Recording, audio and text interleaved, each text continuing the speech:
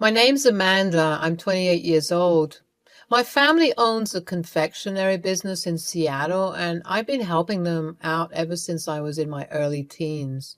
My parents left the business to me and my sister to run since they were getting old and wanted to retire. It was a fun business to work in, plus my family accommodated me in a nice place to live right above the shop. I was growing up and I wanted to be independent. Every morning at 8 a.m., our shop opens and we welcome customers with a warm aroma of freshly brewed coffee and soft, creamy delectables. Chloe, my sister, was the type of person who would not help in any contribution, but be present whenever an event took place, like she would show up as if she owned the thing or something. Our parents were really tired of her not being serious and fooling around with the expenses. Even if they wanted a break, they had to come twice a week to see if everything was done smoothly. She was such a spoil sport. I disliked her. It had always been a tumultuous journey being Chloe's younger sister. I vividly remember those early years filled with constant bickering and petty arguments.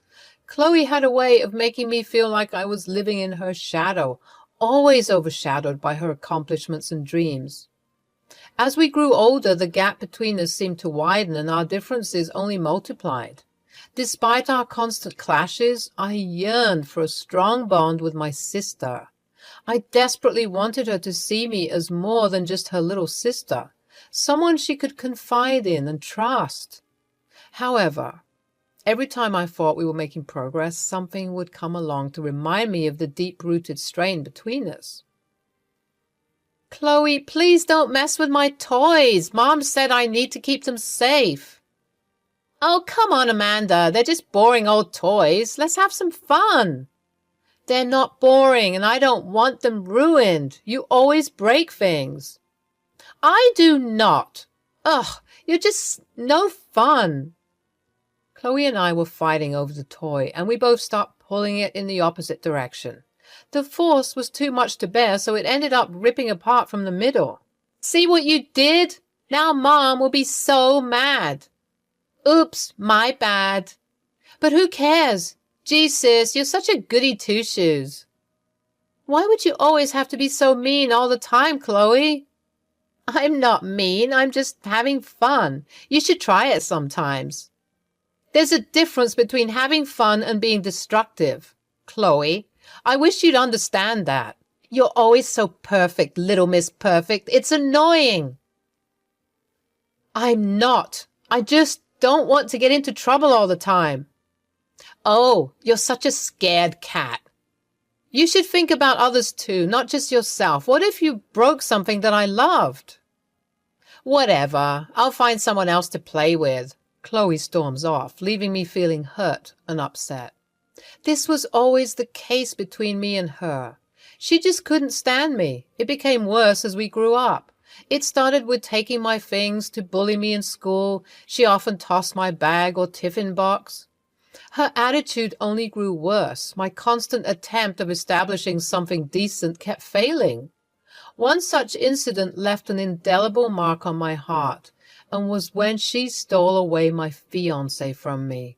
Our relationship was blossoming into something beautiful, but as soon as Chloe heard about Jacob, her demeanor changed. I could sense her jealousy, as she couldn't bear the thought of me finding happiness in someone else's arms. It wasn't long before Chloe started putting seeds of doubt in Jacob's mind about our relationship. She would whisper poison into his ear, painting me as someone unworthy of his love and affection. The more she tried to create rifts between us, the more I felt torn between my love for Jacob and my desire to salvage any semblance of sisterly connection with Chloe. "Why would you ever do something like that? What have I ever done to you to deserve this? You always did this. Why? Just why?" "Oh, little sis, about to cry again. Jacob was dating a sore loser until now. I'll always be the showstopper in your life, Amanda. You can't ever have the good things in life. Besides, have you seen yourself in the mirror? That was my relationship. You had no right to take it away from me. I have given you all the things you desired, all my toys, my friends, my room, my freaking car. You took them all, and you are still not content. You want my fiancé too? Oh, will you stop yapping? Your voice is hella annoying, man. Look, Missy, I did you a favor. That guy was never meant to be with you anyway. I mean, if he cheats on you that fast, might as well call it quits. I remember how it all started through a freaking dating app. I had my 26th birthday and my friends were encouraging me to start an account and search for potential mates. At first, I was laughing about it, telling them that dating apps are absolute trash and only creeps would want to be your soulmates. But every time I finished my shift at work and come home feeling a bit lonely and tired, I couldn't help but think about the possibility that maybe it might be a great idea to check out at least once. One evening, as I sat in my cozy apartment, I decided to give the world of dating apps a try, hoping to find someone to explore this city with. Little did I know that my life was about to change from the most beautiful to the worst way ever. At first, I was getting used to the interface, but then slowly and surely, I was all up and going. I scrolled through the apps, swiping left and right, but none of the profiles really caught my attention until I stumbled upon Jacob's. His profile picture showed a warm smile that instantly melted my heart, and his bio was filled with humor and kindness. Without hesitation, I swiped right, hoping he'd do the same. A few days passed, and just when I was beginning to lose hope, I received a notification that made my heart skip a beat. It was a match. Jacob had swiped right, too. Hey there, Amanda. How's it going? Kinda new to this app, so please bear with me. Oh, really? Me too. I just downloaded a few days back. It's so strange how people get matched here. I'm just glad it's you. I really liked your bio and was keen to get to know you. To be honest, I had half expectations that we would match. Oh, come on. Don't underestimate yourself so much. Your profile was very striking too, especially where you added only cat people. I unfortunately have a dog. I hope it won't come in the way. We engaged in a back and forth conversation, sharing bits and pieces of our lives, hobbies, and interests. Wow, your family runs a bakery. That is so freaking cool. I bet the menu is tasty as hell. You're always welcome to try. As the conversation progresses, we discovered shared interests and a sense of humor. I don't know why when people find out I'm an engineer, they would ask me, how many bridges have I built? Like it has happened so many times, it does not feel like a joke anymore. Really? I didn't know that was a thing. Engineering is such a respectful job. You must be really busy. True. It's a pretty decent job with pretty decent pay, but not as exciting as yours, though.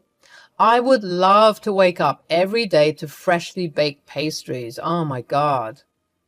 As we continued to chat, Jacob suggested that we meet in person. I felt nervous but excited at the same time. He told me he would love to visit our bakery. He also added if I could manage to save him some glazed donuts since he loves them a lot.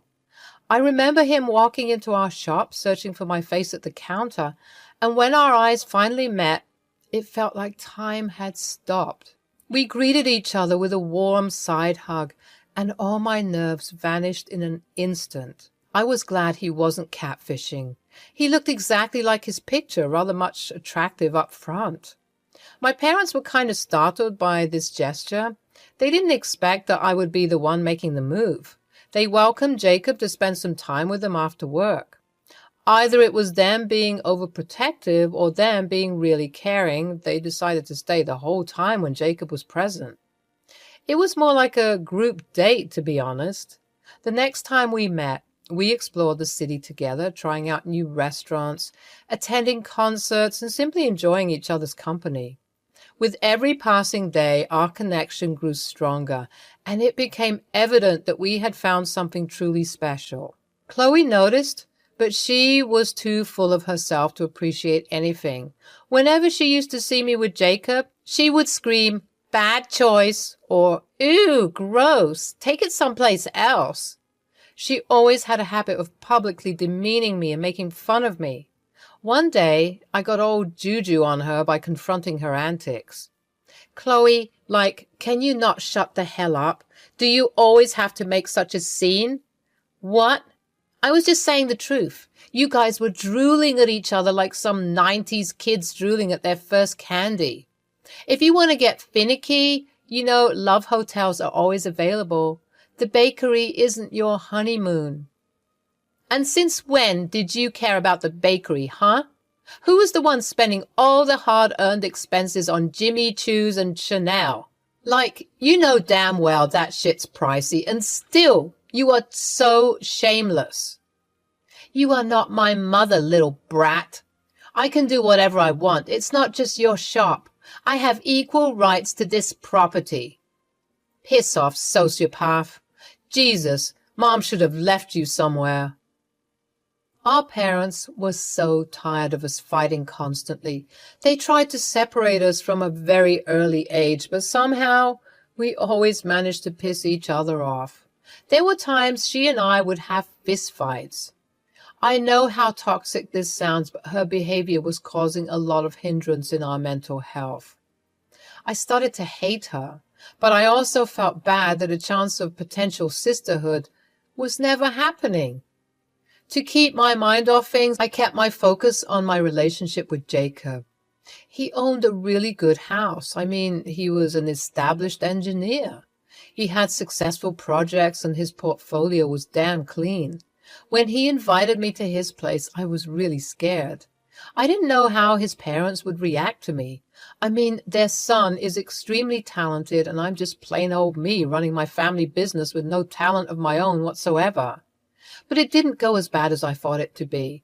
His parents arranged a feast, which I felt was really unnecessary because I eat so little. I could barely stuff my face with food. They were having a conversation while I was trying to keep up with them. More or less, it was a great day. Things started to take a weird turn when Chloe started to seduce Jacob. At first, it started with subtly, light touches on his shoulders or stroking his back gently whenever she got the chance. This happened for a year. Jacob seemed not to mind or feel bothered by this at all, which should have been a red flag. But I thought he was just being oblivious. He freaking proposed to me. I felt my heart soar as he got down on one knee and asked me to be his partner for life. Through tears of joy, I said yes, feeling an overwhelming rush of happiness and gratitude. I so knew I didn't do the right thing. Don't you think you guys are rushing into the thing a bit? He's not running anywhere. She was sitting at the back of the office of the shop eating a freshly baked macaroon. You were not supposed to eat that, Chloe. That was a fresh batch. Oh, no one will notice. We make plenty of batches every day. Oh, really? Do you even know how difficult it is to make macarons? Have you ever tried baking one? Oh, so you want to lecture me now? Do you really think people take you seriously? If you do, you are mad, delusional. I'm not here to argue with you. I'm just here to remind you that we can't have fresh batches. That is not professional. If you really feel like you have the caliber to run this shop, then I think it's time you act like one. Chloe aggressively stood up. The table rumbled as she came up towards me and stood face to face with me. Stop talking like you are my father, you runt. Know your place. You are nothing but a sad little puppy who's always looked down upon. First from our parents, and now Jacob. I froze. I didn't know what else to say. I just silently went away from the scene. I cried a lot in the bathroom that day.